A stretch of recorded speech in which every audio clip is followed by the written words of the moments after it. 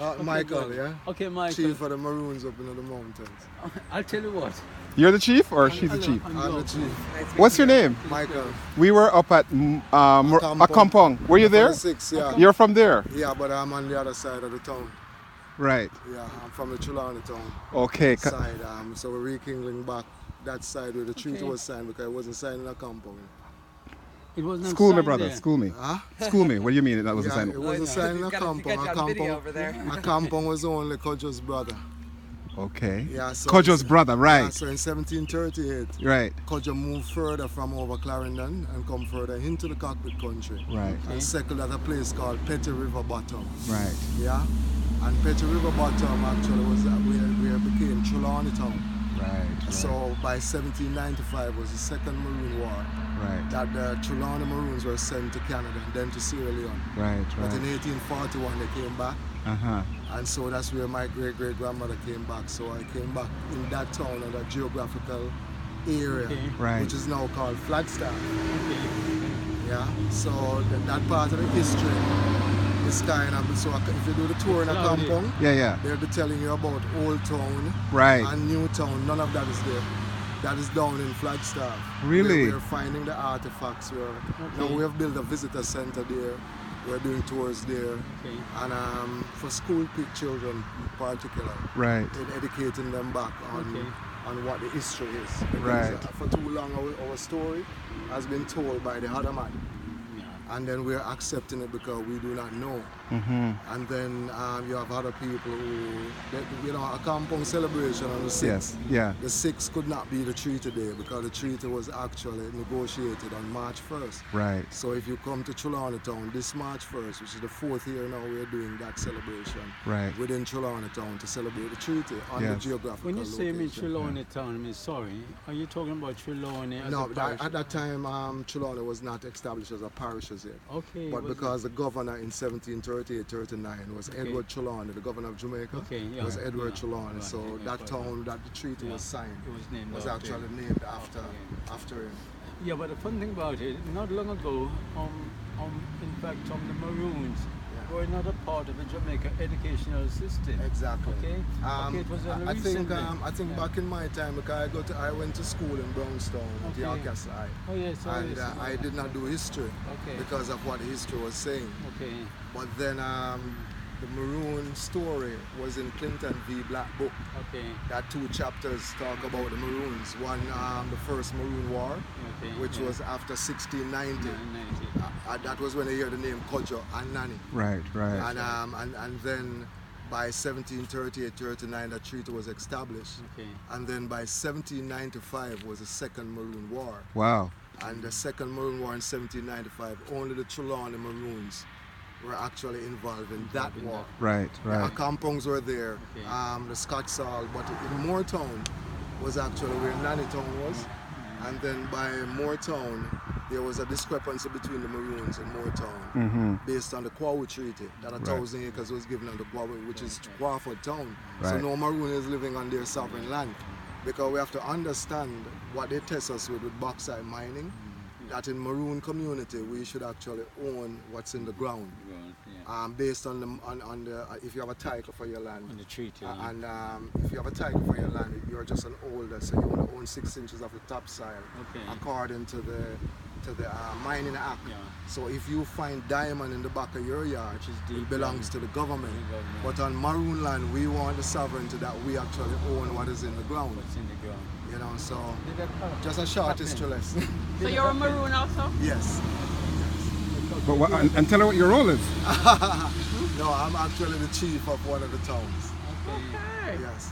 But So you were up at, at a compound? yeah. Yes, but in a compound, because we are opening up where we are. There has been a controversy amongst a Yes. compound and Yes, Trelawney yes, Town yes. since 1795 because they held on to the treaty Right. and assisted the British to fight against the Trelawney Maroons Yes. in 1795. Yes. Then our ancestors were transported to Canada. Yes. We fought the government and they sent us back to Sierra Leone. Right. So Right. if we notice what happened in Sierra Leone the other day, of the diamond, the biggest diamond in the world was found in Sierra Leone the other day and it was sold in Zurich. Yeah. And yeah. the guy who find it is still poor. Yes, yes. So now we're not just the chief of the Maroons, Trelawney Maroons here, we're also the chief of the Trelawney Maroons in Sierra Leone. So we had brought the government of Sierra Leone to our community Right. 2 years ago. Right. And have them crowned as the chief because in Freetown, Sierra Leone, you would have the Trelawney Street and all of that. So we need to revisit our own story and actually not just be telling the story because we want tourists to and water it down. You know, I think for students to learn about their entire culture should be that the true story should be told.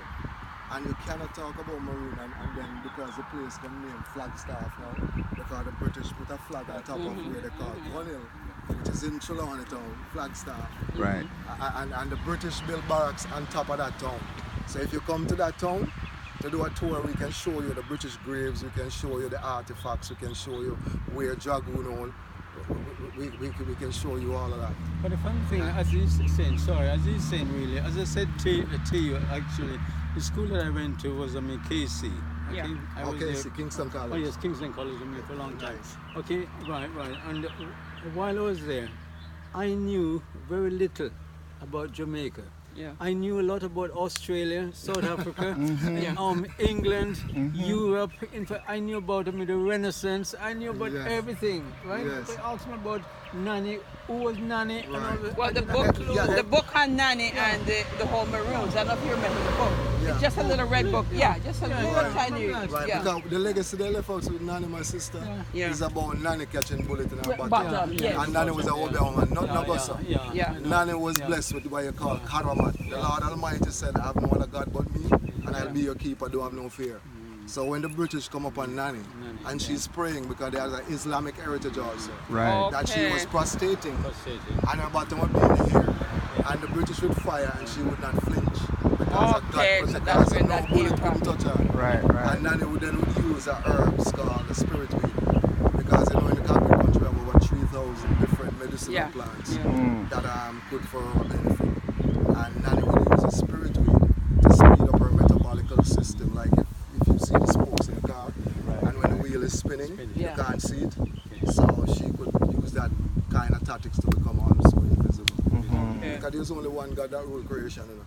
And we don't want them come talk about we are not Obia people. Obia was a good Obi, was something that we could use, but not what we come down with and water it down in Jamaica to call Obia, where you try hurt your brother. And all of that. Doing Haiti. You know, but Haiti was more from a Voodoo perspective. We were more from a spiritual perspective, to be like a tree planted by the rivers of waters that bear fruit in due season. The earth is a lot, and Jamaica is the most spiritual and mystic place you can find on the planet Thanks Earth. for the history lesson. That's wonderful. Thank you. Wow. You know I knew you what, got that. Wow. My brother. And that's why I asked you guys if you were there. Because I thought, But we made very low though. because a lot of these things are, you know, being as But that was very informative. Yeah. Because to talk the history straight from that perspective of what our story is. In Jamaica for too long, we're talking just like a Rastafari, that no one understands who we are as Rastafarians. They just think about Selassie. And yet still have people in Africa who had locks. Right. Who did not consider to be Rasta. Right. So where did that come from, and why did Jamaica become a place so spiritually inclined that if you lock us up in a room, we still come out saying Africa? You okay? So it was only that the Rasta community in Jamaica was the only organization that was defending blackness in Africa. Right, in America you have Martin Luther, the Wesleyan Baptist Church, people were preaching Africanism in the church. In Jamaica since 1913, they make a law saying we can't smoke ganja at the church. And so today we have the cannabis thing come that we not even understand why it is, and they take us as Rasta to be the guinea pigs. Tell me if you ever see a blind Rasta. You ever met one?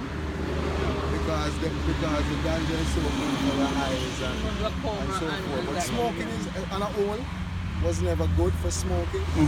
But because of our receptors, the DNA of the plant is as our DNA, and that is why it is so medicinal. And so that is why we're using that, not just the ganja itself, but the other plants, everything that you see is medicine. Like we look over there somewhere, so the Spanish needle, where them called chamomile. That's all that. Actually, in California, isn't it? It went on sale in California. Yeah, January 1. Yesterday. Yeah, January 1. Is it January 1? Yeah, and in Canada it's going to be legal right across the board in July.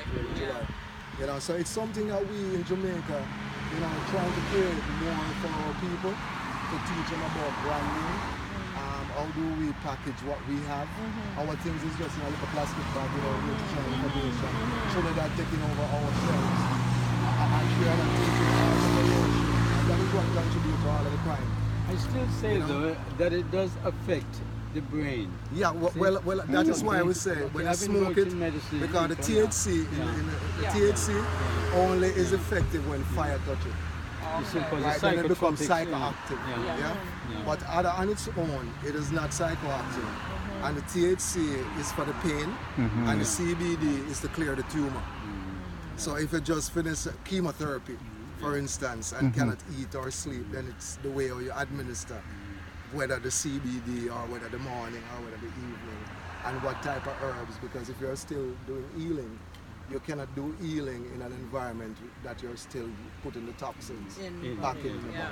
So you have to come to the mountains to get the full healing. Nice to meet you, Daddy. Me too. And I see that you're keeping the place so nice. Well, but you know, it's this is what also, in my opinion, the whole thing in a compound should be about to have someone speak and educate. They do not want people like us to speak because the government, they are the mining license around a compound, for instance. Oh my goodness. Yeah, and since the other day, the government had declared the boundary of the cockpit country as to where it is, and up to now we have not seen a clear map of what they're saying. And then a compound, they would use a compound because they don't want a guy like me, so near the chief, who can talk like this to kind of educate the people. Because it's not just, if you look in a compound when you're there, it's just stores and not, you can't get a local thing made by the community. That's what you were saying. That's what I was saying. I said, like, it's just food, you know? And this is exactly what it should be about. What they did in a compound, the kinder tree, kinder means one family. So Kojo and his brother, a compound was like a retreat. That Kojo then would go to plan to make common cause to fight with the British. What they do, they kill a hog under that tree. Yes. Our ancestors, based on their Islamic heritage, did not eat pork. You know what I'm saying? Because we have to understand, in 1492, in Spain, Al-Andalusia, where the black people from Africa had ruled Spain for 800 years until 1492. They teach Columbus about how to use the astrolabe. So Columbus was saying he lost, but these Africans used to come. It was to show me where a taino berry. So the people who they were telling us to aid, called the Caribs, they were Africans and considered to be the Siboneyes. That's why Nani could walk from Portland through the caves and come here to the west. So in the center of Jamaica is an interconnected cave system, and that is what makes our island so special. You know, that is what makes our island so special and so spiritual. I mean, based on even the most churches per square mile and how people in Jamaica call on God, no matter how the man bad, we call upon God. Jamaica, as a little island, we call upon the real God more than any. You know, so this place for me, I would not leave this island. I mean, you may have to go look something to come back. But let's not throw stone behind us. True. And say, boy, and let's teach the young people who they are. You know, not just teach them, say, you're some slave man. And then a compound now and the Maroons them start to say, them are some slave too, who come out of Ghana and then run up on the mountain hide for the British. Not never go so.